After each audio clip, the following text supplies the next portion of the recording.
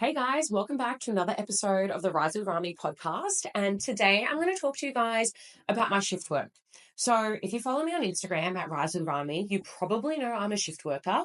What you don't know is what I do for work. So, unless you're inside my world, you're working with me one to one, you're in my group program, The Awakening, or you've seen my masterclasses, or obviously if you know me in person, that's probably the only way you know what I do for work because I do not disclose it on my socials.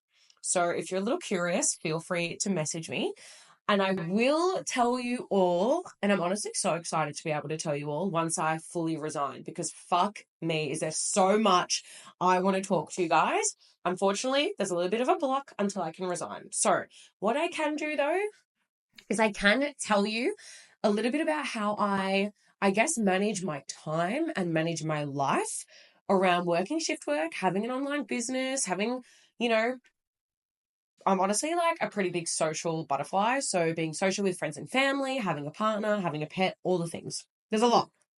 And I have been a shift worker for 4 years. I have honestly, like, there's no other way to word this except to say that the hours are fucked. There's no, like, you get a week of mornings and then a week of arvos and then a week of night shift. Like, it literally does not work that way. It is, here's your fortnight. So you get your roster. Like, you get it for the month ahead, but like for the fortnight, for example, you'll get 4 days off. They are scattered. So you could have two in a row, you could have one and then not have another day off for like 6 or 7 shifts later. Like, it's pretty rare that you ever get 2 days off in a row in this role specifically, unless you request it. You're also working quite a lot of weekends, public holidays, honestly, just fucking crazy hours. So a couple of weeks ago, I came off night shift. That is 7 nights in a row. So that is from Sunday night all the way through to Saturday night. And you start at either 9 p.m., 10 p.m., or 11 p.m., depending on which area you work in. Like, surely you're going to be able to figure this out. Like, if you don't know what I do for work, surely you're going to be able to figure it out after listening to this episode. Anyway, so you start 9, 10, or 11 p.m. and it's a minimum 8-hour shift. So you either finish at, let's say you start at 9, you might finish at 5. However, there's heaps of overtime. So you might work an extra hour, you might work an extra 2 hour, yada, yada. Like, it's just, this is why I said it's fun. It's just crazy. Anyway, how I manage and how you can manage. So if you're a shift worker or even if you're working full time and you want to start a business or you have a business or you want to pick up a hobby or learn an instrument, start a sport, whatever it is, know that it's possible. We are so much more capable than we think. For some reason, I don't know if it's because of society, they're just like, hey, you work full time and then you go home and that's it. There is actually so much more you can do. You just have to choose to. You have to just put it to the test. If you told me 2 years ago, I would, let's say, oh, well, this time last year, actually, I didn't even have my business. If you told me this time last year, I'd be running an online business, plus having a podcast, doing retreats, group programs, one-to-ones, all the things, I would literally laugh because this role that I'm in now, I honestly thought, hand on my heart, I thought it was going to be a lifelong career. And it does sadden me. It saddens me to think that it isn't anymore. And that was probably the hardest pill I had to swallow when I hired my mentor. And I don't know about you guys, but for some reason, and I don't know if it's because of our parents, but mine worked, like my dad, for example, literally worked the same job. Fuck, I don't even know how many years, like X amount of years, like 20 plus amount of years at the same fucking place. And I'm not sure if it's just for that generation, but that's normal to just like stay at the same place. And I think for our generation, so I'm 29, it's sort of reframing it to know and learn that it's actually okay to change workplaces, to change careers as many times as you like, because that's life. Like, for me, it's not, that saying, oh, you only live once. Like, no, I live every day. I live every single day. I can have a new life every single day. And the sooner that you can actually grasp your mind around that concept, the easier it is to actually make different decisions because people get stuck. They get stuck in the same workplace, the same routine, the same rhythm because one, they're too scared to do something different, or two, maybe they're worried about what people will think. Like, the fact that I have like transitioned into an online business and it's something that I want to do full time, Oh my God, the fear projections everywhere of people being like, are you sure? It took you so long to get into this job. It's stable. It's good money. Rah, rah. Like, yeah, I know. I know those things. And I know having an online business is fucking scary. However, I know for a fact I'm going to be fucking successful. I am successful. And successful, I guess, is dependent on what you decide, right? You choose what success is. And for the longest time, I thought success meant working really fucking hard and grinding day and night and blah, blah. And I did a lot of that last year. And while doing that with shift work, I honestly learnt the hard way. I learnt the hard way. Like, I put on a lot of weight. I sacrificed the gym. I wasn't really like eating as well as I used to. Like, if you looked at photos of me and videos of me prior to this business, fuck, I was getting ripped. I was getting toned. I was slim. I was muscly. It was fucking amazing. Like, I felt like I was on top of the world. I felt really strong. I felt really fit. And then started the business, and something had to give, because when you work shift work, like I'm talking, there's hours I'd start at 6 a.m. or I start at 9 a.m. I start at 10 a.m. I start at 2 p.m. or 3 p.m. or 6 p.m., 10 p.m., like random times. Like I could start at 3 p.m., let's say tomorrow, and then the day after I could start at 9 a.m. and then go back up to 6 a.m. and then the next day 2 p.m. Like there's no routine. It's fucking impossible to have a routine when you work shift work. And it sucks. And that's just where I'm at now, where I got to the point where I'm like, I'm sick of working weekends. I want to have public holidays off with my partner. I want to have Christmas and New Year's off with my partner and my family, and like just spend time with them, knowing that I don't have to be like, oh, I'll just wait till my roster comes out.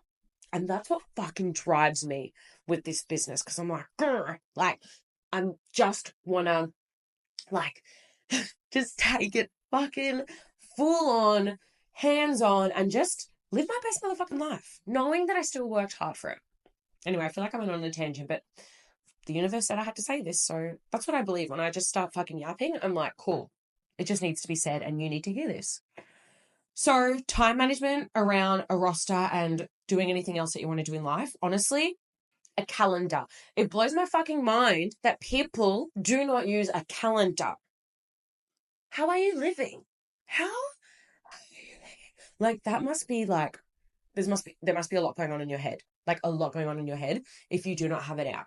I I have to see what shifts I'm working so that I can schedule in my client session, so that I can schedule in my discovery calls, and then so I can plan ahead when I want to do events and retreats and things like that. Like, I need to see when I'm working, because unfortunately that job does, like, it plays a big role in my life. Like, it's a minimum 40 hours a week, because like I said, there's lots of overtime.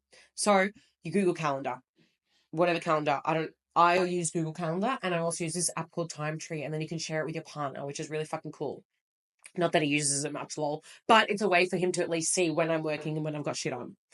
Another thing, honestly, ask for help. I reckon at the start of my journey, when I started the online business plus working a roster, I was asking for a lot of help. A lot of help. I did like I had no idea how to start a business, and I'm still learning, which is fucking awesome. So getting a coach, getting a mentor, whether that's in mindset, whether that's in business, whether it's, I realized when I was falling off the bandwagon, with training, I would do some like challenges and stuff like that, and like got into Pilates. Like, you just got to try new things as well, so that you don't burn out, so that you don't feel so exhausted and tired all the time. Like, keep filling your cup up is probably my next big tip, is keep filling your cup up. Like, each day, pick something for you.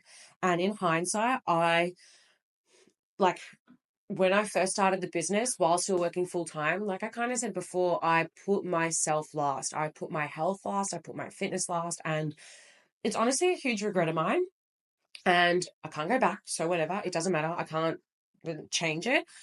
And now that I know it's something that I don't ever want to do again, that's how I'm making the changes now. That's why I'm getting back into the gym. That's why I'm going on a weight loss journey, because I come before my business. If I'm failing, so is my business. When I'm fucking flourishing, everything feels so good because I put myself first. So that's another tip, is I know it can feel like you're drowning, and I know it can feel overwhelming, and it can feel like a lot when you have so much on your plate, especially when you work shift work. My tip is to remember that you come first. Everything else comes after. And as long as you continue putting yourself first, everything will fall into place. everything will fall into place. Because how hard is it? Like when you're really stressed or when you're angry and like you want to do these tasks or you want to go do this and you want to do that, and like it just feels so much harder because you feel like shit. So obviously the things that you want to do feels like shit. However, when you feel fucking amazing, how much better does everything else feel? Like everything else just amplifies when you feel on top of the world. And I know what it's like to be on both ends. And that's the great thing, I guess, about struggle or pain or feeling stress. It's like it allows you to appreciate the better times because you don't know the good without the bad, right? How do you know something feels good if you don't know what something bad feels like? You know what I mean? So I learned a lot last year how to manage my time so much better now and meeting myself where I'm at. That was probably one of the best pieces of advice I got last year, which was meet yourself where you're at. If you're starting a business and you work full time, you work shift work, whatever it is, don't go overloading yourself. That's silly. I know it's really exciting when you first start. Like I was literally like chasing all the clients, doing this, doing that, doing the fucking most because I was like, I need to. Until I realized how much fucking like desperation energy I was putting into the universe. Like no wonder I'm still working in my shift work because the universe knows how fucking desperate I was. And I'm just calling myself out here. That's why I love coaching and I love being coached because, and this is what NLP has done for me. It allows me to hold myself accountable each and every single fucking day. And that's how we grow and that's how we learn. At the end of each day, like I've got this cute journal at the end of, and I fill it out at the end of each day. It says, what did you struggle with? 3 things that you struggled with and ways to solve them, which I think is so fucking cool because you don't really know how to deal with things and unless you actually reflect. And I'm not actually struggling with things every single day, but it could be something minor, you know?